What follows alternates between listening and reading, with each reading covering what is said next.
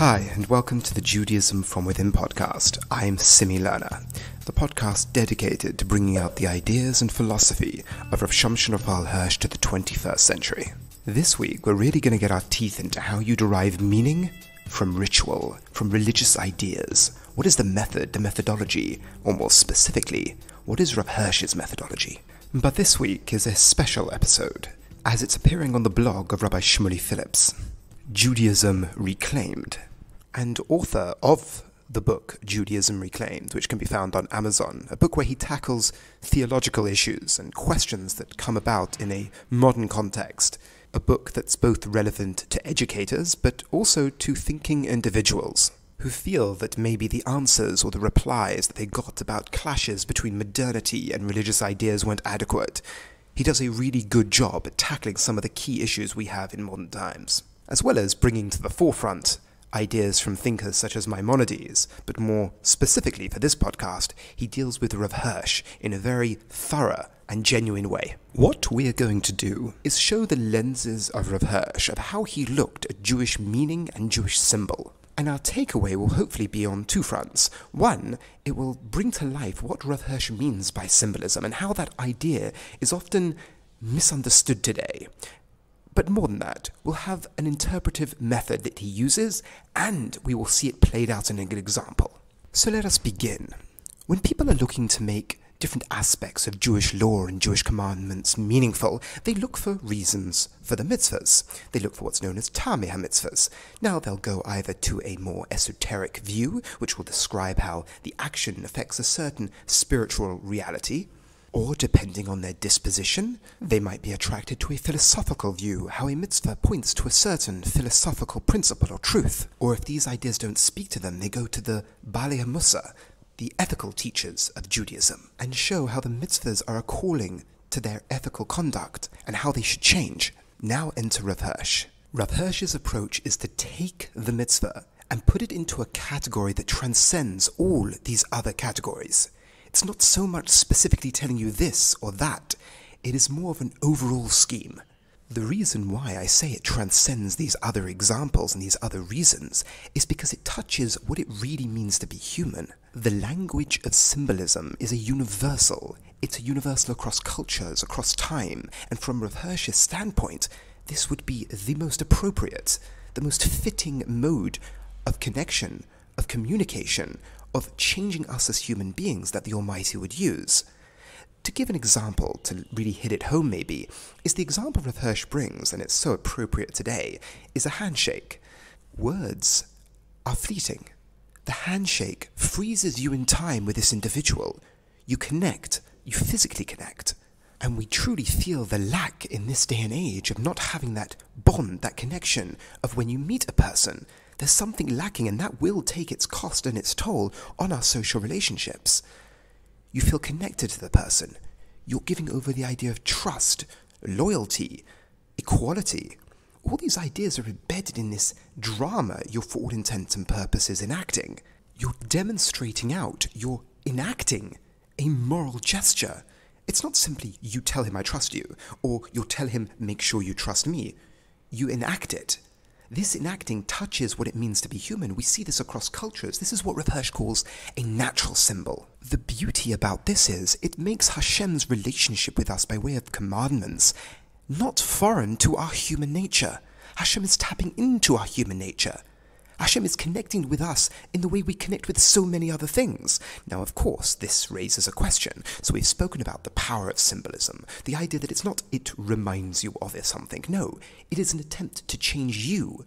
You are making a relationship with Hashem. Once again, the example of a handshake is so apt because it's not only you relating to other people. A handshake is also a good example because it brings to mind, by way of metaphor, our relationship with Hashem. We're using the Torah to connect to Hashem. So the idea of a symbol being more powerful than simply reminding you of something, or it not trying to change you, you need a direction of telling you how to change and become a better person. No. Symbolism transcends that. But we have a question. Yes, this natural symbol of a handshake, is powerful, but it's subjective. Different cultures will have different reasons. When you have the Torah, what makes it an objective symbol? How can I know the interpretation of what it's trying to tell me as a human being? Now, of course, Rav Hirsch's discord on symbolism is quite lengthy, but to take one idea to show the objective thread that he flows throughout his ideas, we take the idea of intention. We have this enactment, we have this symbol, we have this mitzvah. What are God's intentions? Now, this is key, because this allows Rav Hirsch to say, well, giving the explanation of what the symbol of the Torah is not something that's open to everybody. You have to be an expert in Jewish thought, Jewish philosophy, Jewish law, because these ideas are all interconnected.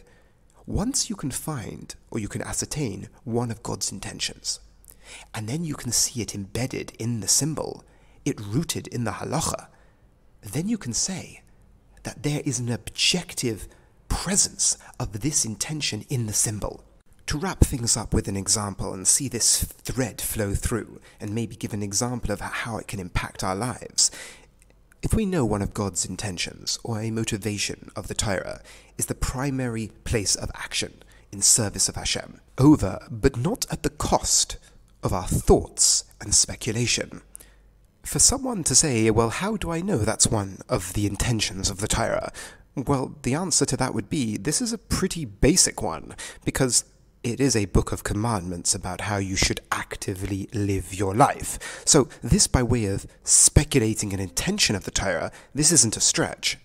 Now, to see this intention come alive in but one example, the tefillin, you act this out.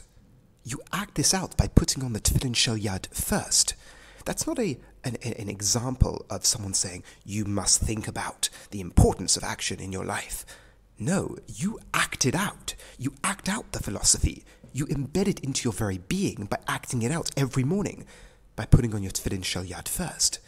You then put on the tefillin shel rosh, to say that yes, the action comes first, but the tefillin shel rosh comes after. So that moral principle, you're enacting it. You're not just talking about it, studying it, repeating it over. You're acting it out. But just to take this slightly further, in the tefillin shel yad, everything is in one box. For the tefillin shel rosh, it's in separate boxes. Once again, for Rav Hirsch, that mirroring how Hashem wants us to approach the world. When we look at action, it's omni-focused. There is only one thing you do. Your mind can be split. The way you approach ideas, the way you think, your mind can be fragmented and split, but everything comes down to one action. Action, there cannot be one or the other. Action always comes down to one thing. You can change your mind today, you can think about the wrong things today and the right things tomorrow. At the same time, you can have multiple thoughts, but action is always one. Now that is a truth. So you not only have an ethical principle by way of Musa embedded there that you're enacting out of the primacy of action, you have a philosophical truth embedded in the actual halacha of the makeup of the tefillin. But this brings out the beauty in the layers of meaning when it comes to symbolism. There's not just one idea. The more you learn, the richer it becomes. Take Seder night, or when it comes to Yom Kippur or Tisha B'Av, any action you do that is described as symbolic has a basic meaning. When it comes to the Seder plate, you're not only talking about the story, you're enacting it. So on a very basic, almost child level, you're enriching the story. But the more you appreciate and understand of the ideas that are embedded in the objects, the richer the experience becomes. You live it out both by way of the story, but also by way of the ideas that are embedded there. So it's a constant journey of education, because the more you appreciate, the richer it becomes. Take the shank bone, the bone that represents the Korban Pesach. That can just be something that you think about and you have on the Seder plate to tell over the story and use it as a prop and use it as a part of the story. Or you can think about what it represented. And that is involved in the action, that it was the first commandment the Jewish people received. Ideas that were embedded in the actual commandment, such as freedom, such as individuality, family, choice, religious freedoms. This was the first step they took as religious and free individuals. And you're enacting that out during the Seder table. So for the individual who has it on a basic level, his Seder is enriched. He's not just telling over the story or telling, by way of, we had the example earlier, of telling someone an idea in ethics or in Musa. You're enacting it, you're living it, your entire being is becoming part of the narrative. But for the person who has a richer, more sophisticated understanding, he not only has that, but he also has the philosophy that's embedded there to help that impart that into his person. Not just telling over the story or telling out in abstraction philosophical principles that are important to Judaism. You get that echo of what was important to the people on the ground, what could have been derived by the people on the ground. All those years ago, you are taking part of now. Once again, not that you make a sever, a cut between what happened then and happened now. Now we understand the principles, we understand the philosophy. We don't need the symbol anymore, and this comes from both the Orthodox and the non-Orthodox camps. From the Orthodox camp, it can be, well, I don't need the symbol, obviously, but by way of obedience, I will keep to having the symbol. By obedience to halacha, I will keep to the symbol. Or the Reform individual, who will say, well, let's just drop the symbol and keep the philosophy, keep the ethics, keep the principle. No, for Rav Hirsch, it's all one and the same. They're intertwined, they're bound together. And that's what makes symbolism so powerful. Once these ideas are in mind and you live them out, if we can think that we're touching into something what it means to be human, we're demonstrating, we're living it out, not just speaking it out. So to recap these 3 stages, we first spoke about the nature of symbolism and how I feel it transcends these other examples because it touches what it means to be human, and it makes Hashem's commandments not foreign to our nature. They're in line with our nature because they tap into something that is truly human. What I mean by truly human is that animals communicate, they signal, they give over information to each other, but they don't have symbolism. The idea of a symbol is something that is uniquely human. You'll have great apes having hierarchies, but you'll never have the head ape with a special symbol around its neck. The symbolic world is what it means to be human. And Hashem taps into that. Hashem uses that medium because it would be the most appropriate.